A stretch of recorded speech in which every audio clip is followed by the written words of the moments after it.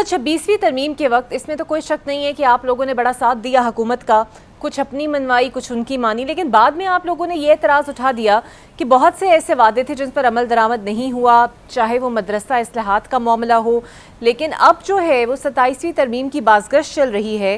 اگر حکومت اس پر آپ سے تعاون مانگتی ہے تو کیا لائے عمل ہوگا آپ کی جماعت کا؟ بہت شکریہ اقرا آپ کا۔ دیکھیے، جو آپ کے سوال میں جو چیز میرے سامنے آئی ہے جی، وہ 26 امینڈمنٹ کے حوالے سے آپ نے حکومت کے ساتھ تعاون کی بات کی ہے۔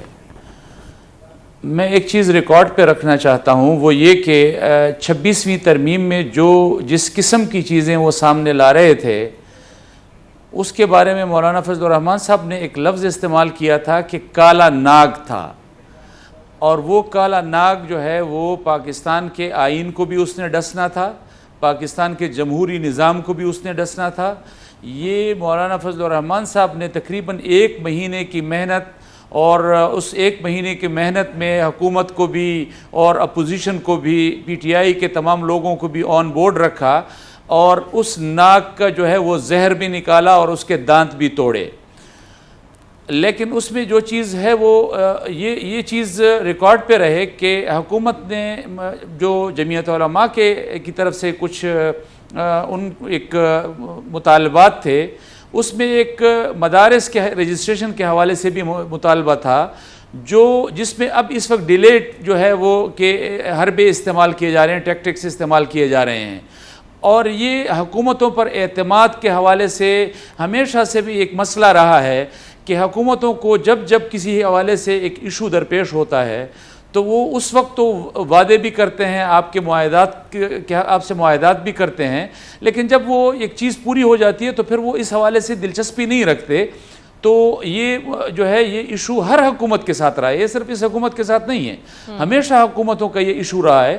تو چونکہ ابھی اگر 27ویں ترمیم کی کوئی بات ہمارے سامنے نہیں آئی اور نہ کوئی اس طرح کی چیز فلوٹ ہوئی ہے، تو میرے خیال میں اس پر بات کرنا قبل از وقت ہوگا، لیکن یہ چیز ضرور آن ریکارڈ رہے کہ جمعیت علماء اسلام نے 26ویں آئینی ترمیم میں حکومت اور اسٹیبلشمنٹ کے منصوبے بھی ناکام کیے، اور اپوزیشن کو بھی ایک جگہ پہ اکٹھا کر کے ان کے اس ناک کا جو ہے وہ زہر بھی نکالا اور اس کے دانت بھی توڑے۔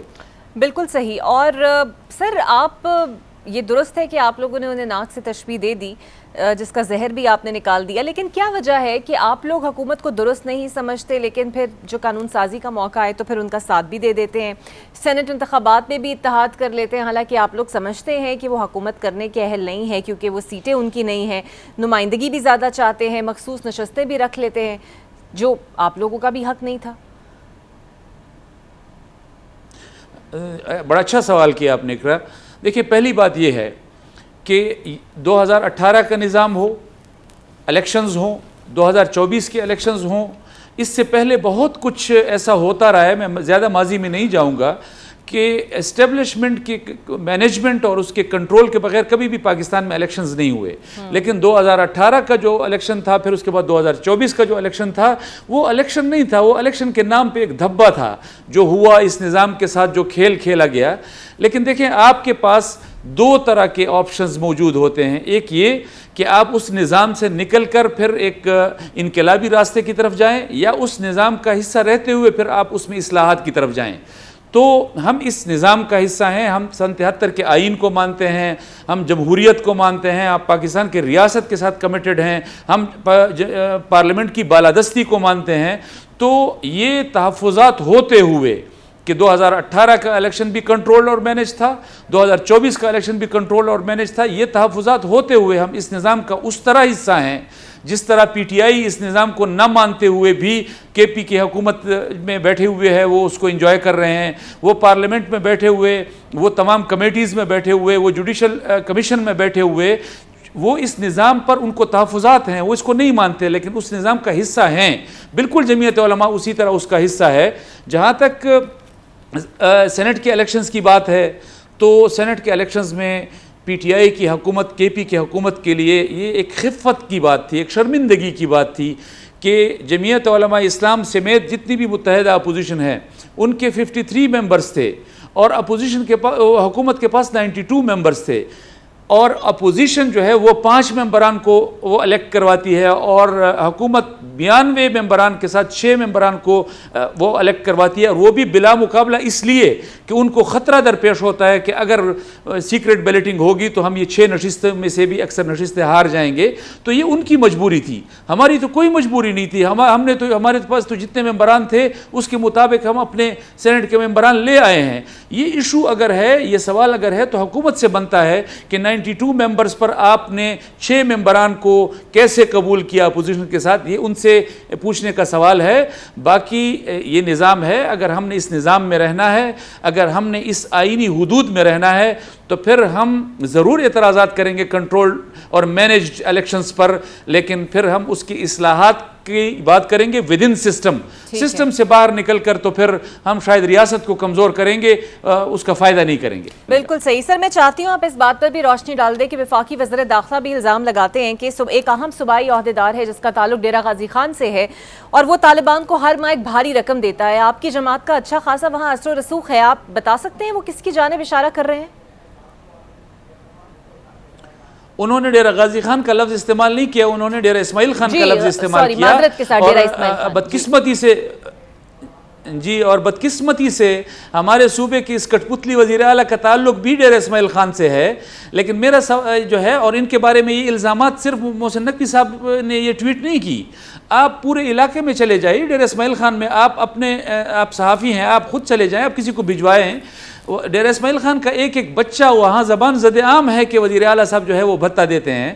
یہ اپنی جگہ پہ ہے. لیکن میرا سوال محسن نقوی صاحب سے بھی ہے کہ آپ وفاقی وزیر داخلہ ہیں، آپ اتنے بڑے ملک، اتنے ریاست کے جو ہے وہ وزیر داخلہ ہیں، اور آپ کو ایک صوبائی عہدیدار معلوم بھی ہیں کہ وہ ٹیرر فائنینسنگ کرتے ہیں، تو اور آپ ان کے خلاف ایکشن بھی نہیں لے سکتے. یہ کس قسم کی ریاست ہے، یہ کس قسم کی حکومت ہے کہ ان کی ریاست اور ان کی حکومت میں ان کو معلوم بھی ہے کہ یہ صوبائی عہدیدار جو ہے وہ ٹیرر فائنینسنگ کر رہا ہے اور اس پر ہاتھ بھی نہیں ڈالا جا سکتا اور وزیر اعلیٰ کی کرسی بھی انجوائے کر رہا ہے. اچھا، بالکل صحیح. لیکن آپ لوگوں کو آئیڈیا نہیں ہے وہ کون شخصیت ہو سکتی ہے؟ میں نے تو بتا دیا کہ وفاقی وزیر داخلہ صاحب جو ہے وہ نہ ٹیرر فائنینسنگ میں ان کو وزارت اولیاء کی کرسی سے ہٹا سکتے ہیں، نہ ان کے خلاف کارروائی کر سکتے ہیں، نہ ان کے خلاف پرچہ دے سکتے ہیں. ایک عام آدمی جو ہے اگر اس کے بارے میں یہ شک پیدا ہو جائے وہ تو سالوں سالوں کے لیے لاپتہ ہو جائے. لیکن ایک شخص کے بارے میں آپ کو معلوم بھی ہے کہ وہ ٹیرر فائنینسنگ کرتا ہے اور وہ پھر بھی صوبے کا وزیر اعلیٰ ہے، تو یہ ریاست جو ہے پہلے خود کو تو اس کنفیوژن سے نکال لے، پہلے خود تو یہ طے کر لے کہ ہم نے ٹیررزم کے خلاف بات کرنی ہے یا اس کے خلاف اقدامات کرنے ہیں. صحیح. تو یعنی وہ جو صوبائی اہم عہدیدار ہے آپ کی نظر میں وہ وزیر اعلیٰ ہو سکتے ہیں. اچھا سر، یہ یکدم آپ کی جماعت کو فاٹا انضمام اور قبائلی علاقوں، ہو نہیں سکتے. اچھا، ہو نہیں سکتے ہیں، وہی ہیں آپ شور ہیں، آپ شور ہو نہیں سکتے. جی بالکل صحیح. ہم نام نہ بھی لیں تو لوگ پہچانے کہ آپ اپنا تعارف ہوا بہار کی ہے. سر لیکن یہ کافی، اگر وہ ہیں اور وزیر اعلیٰ خود ہیں تو یہ آپ کو نہیں لگتا خاصا سنگین معاملہ ہے؟ یہ یقینی طور پر سنگین معاملہ ہے. آپ اندازہ لگائیے کہ اپنی حکومت میں ایک وزیر اعلیٰ جو ہے وہ اگر بھتے دینے کی سر، تو اگر وہ بھتے دے رہے تھے اور آپ لوگوں کو عام آدمی کیسے تحفظ کا، سر آپ درست عام آدمی کو کیسے تحفظ ملے گا؟ بالکل عام آدمی کو تحفظ بھی نہیں ملے گا. وہ صوبائی عہدیدار بڑے ہیں، خود وزیر اعلیٰ ہیں جس طرح آپ فرما رہے ہیں، اور آپ شور بھی ہیں. تو پھر سر آپ ایسی جماعت کے ساتھ آپ کیوں بیٹھ گئے؟ سینٹ کے وہ ٹکٹوں کے حوالے سے آپ کو تو بیٹھنا ہی نہیں چاہیے تھا، اعتراض یہی کرنا چاہیے تھا کہ پہلے ان کو پیچھے کریں. دیکھیں، سینٹ کا الیکشن جو ہے وہ ہمارے مطالبے سے نہ اس نے آگے ہونا تھا نہ اس نے پیچھے ہونا تھا. یہ آئینی امور ہیں. آپ نے اس سے پہلے ایک بات کی تھی، میں اس کو بھی اس کے ساتھ میں ایڈ کرتا چلوں. آپ نے ریزرو سیٹس کی بات کی تھی اس وقت بھی، میں اس کو اس کے ساتھ ایڈ کرتا چلوں. کچھ چیزیں ایسی ہیں کہ آپ کے نہ چاہتے ہوئے بھی وہ چیز بائنڈنگ ہوتی ہے آپ کے اوپر. جس طرح اس نظام کو، جو اس وقت نظام کنٹرولڈ اور مینج نظام ہے، اس کے بارے میں تحفظات ہوتے ہوئے بھی ہم اس کا حصہ ہیں.